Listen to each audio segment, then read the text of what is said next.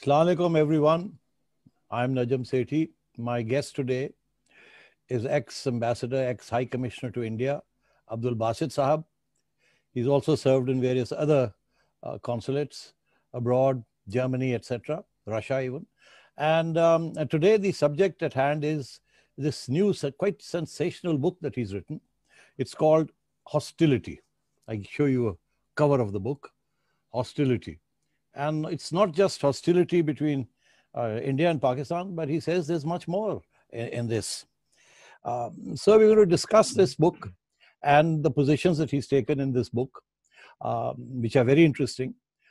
He has lots of interesting stories to tell, most of them quite controversial, which should make it a good read. So मैं शुरू करता हूँ. आप कहते हैं एम्बेसडर साहब that आपकी जो पोस्टिंग थी to New Delhi in 2014 was sui generis.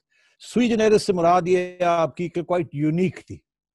और आप then you go on to say that it was not just unique in terms of the posting, but also how you exited from there.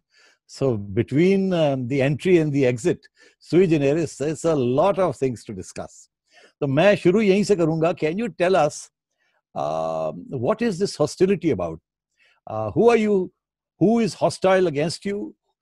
Who are you hostile against? Who is hostile against Pakistan? Who is hostile against India, and so on? Because मैंने ये पढ़ी है from cover to cover, and I've underlined it, and it's quite interesting. And so hostility is the right word for it. Bismillahirrahmanirrahim. First of all, thank you, ThinkFest, for launch of my book on webinar online, and thank you, Nadeem Malik Sahab, for going through the pain of reading my book from cover to cover, and also agreeing to engage with me in a discussion on the book itself. Hostility, actually, when I joined the Foreign Service, I always thought to write my memoirs and I would retire. But जिस तरह आपने भी कहा कि because when I was in Berlin as Pakistan ambassador, so I was called by then Prime Minister Nawaz Sharif at very short notice to come to Islamabad, because the idea was to appoint me as Foreign Secretary. Then I did not know. I thought that perhaps I was being transferred to Beijing. But when I came to Islamabad and had a meeting with him, called on him, so he told me that he has decided to to appoint me as Foreign Secretary of Pakistan. So I should wrap up from Berlin and come to Pakistan as quickly as possible. So मैंने उसी हिसाब से I started wrapping up. लेकिन बाद में भारत जो कुछ भी हुआ वो सारा undo हो गया. उसके बाद चूंकि मैं बर्लिन में था, तो I had already made my farewell calls on Chancellor Margaret, जो है एंगेला मार्केल और बाकी भी, तो मेरे लिए जर्मनी में रहना बहुत मुश्किल हो गया था. तो I then requested the leadership, my own ministry as well, to transfer me from here no matter where. I can go to the Maldives, I can go anywhere, but I would not be staying in Berlin, because सारी community से farewell खा के मैं हो गया था. So when they decided to post me to New Delhi, so from that perspective, it was sui generis. मतलब मैं इस्लामाबाद आते आते New Delhi पहुंच गया. So I'm still very grateful to the then leadership for reposing trust in me. Because new Delhi एक ऐसी posting है किसी पाकिस्तानी डिप्लोमेट के लिए कि हमारी हाईएस्ट एक ड्रीम होती है किसी भी पाकिस्तानी डिप्लोमेट के लिए कि वो दिल्ली में पाकिस्तान को रिप्रेजेंट करे. तो I always beholden to him for posting me to New Delhi. और जहाँ तक हॉस्टिलिटी का ताल्लुक है, obviously because when I arrived in New Delhi, people back home, हमारे फॉरेन ऑफिस का अपना एक मिजाज है जिससे हर ऑर्गेनाइजेशन का होता है. तो हॉस्टिलिटी बिल्कुल आपने सही फरमाया. एक तो hostility between Pakistan and India, and then I also somewhat later on faced some hostility from my own colleagues in the foreign office, and also from the leadership, I would say. So that is, I try to cover both by giving, going through my stint in New Delhi, covering different issues, especially Jammu and Kashmir and issues related to terrorism. So this is what is all about. This book is all about.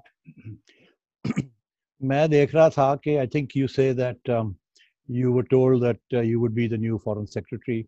Then you came back to wrap up your affairs in Berlin. And then you received, when you got to Islamabad, you found out that they changed their mind. And or you were still in Berlin when you found out that they changed their mind. And then when you said, "Acha, theek hai, I've already done my farewell calls and everything," and I think you felt very hurt, mujhe keh ke aur now they're backing out. And you went to Islamabad, and there, I think, in order they were feeling guilty or whatever, and they said, "Okay, no, we'll give you a very important post. We'll give you India." And then you thought, "Acha, chalo, theek hai." I mean, you also thought that there was a bit of a conspiracy. You were given to understand that at that time there were 2 or 3 of you in grade 21, and all were due for promotions, and only a grade 22 officer can technically become foreign secretary. You served as the spokesman. And then you were given to understand that Azaz Saab, who was at that time the additional foreign secretary, was not well and therefore would not be taking up that post. And therefore the choice was between you and another gentleman, Sadiq Saab. One was Sadiq Saab was Sartaj Aziz Saab's favorite, according to you. And Tariq Fatmi was the one who had taken you to see Nawaz Sharif Saab. And in the end, it turned out that the illness, Azaz Saab's illness, was not serious, and he remained a contender for the foreign secretary position. And then they made him foreign secretary, and you felt robbed of what you thought was your due, or at least that commitment had been made to you. So there was from the day one, you felt upset that this had happened to you, but you were more upset with your own colleagues, who you felt had in some sense or the other misled you or betrayed you or conspired against you. Is that true? Not really, but I was definitely hurt. If I would say I wasn't hurt, I would be lying. I was hurt, but I never expected कि मेरा मतलब ये claim है और मैंने ही foreign secretary बनना है. It doesn't happen. ये leadership का prerogative होता है, because there is only one foreign secretary, so everybody can't be made foreign secretary. So when I was, when I came to know about it, now Azaz is being made foreign secretary, so I sent him a message, assured him of my full support, because we were good friends, to be honest with you. तो ऐसी कोई बात नहीं है कि मेरा कोई claim था, but I was hurt in the sense that the foreign ministry did not do its homework before calling me to Pakistan and arranging my call on the prime minister. So that was not in good taste in my view. You do not do these things at that level. So my only grouse was that they should have done their preparations before calling me to Pakistan or announcing, or it came to the media, went public. So that was hurtful, no doubt, but I did not carry any grudge at that point in time against anyone, because hota hai, these things do happen in Pakistan. So because then I was subsequently given India, so that was a good compensation as far as I was concerned. But in your book, you do come across as being quite bitter against Azaz Saab and Fatmi Saab and also Sartaj Aziz Saab. You call them, you say they were all more experienced than me, and they had more insight. I'm quoting you. But they had apologetic mindsets. And throughout the book, you accuse them of being weaklings. You say that they were misplaced, they were apologetic. They didn't have the balls to stand up to India, something along those lines. So clearly there was a lot of hostility between you and the Foreign Office that was led by these gentlemen at that time, which of course, I get that impression distinctly that they must have also felt this, like you felt it. And therefore, I think there was a lack of communication and a lack of trust between the two sides, which meant that you ended up in a situation where you were not inclined to follow their instructions or their notion of what foreign policy with India should be. That's the impression I get.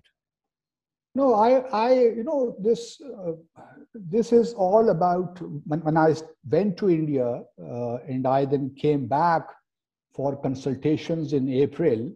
I went there in March and then came back for consultations, and everything was perfect as I looked at it.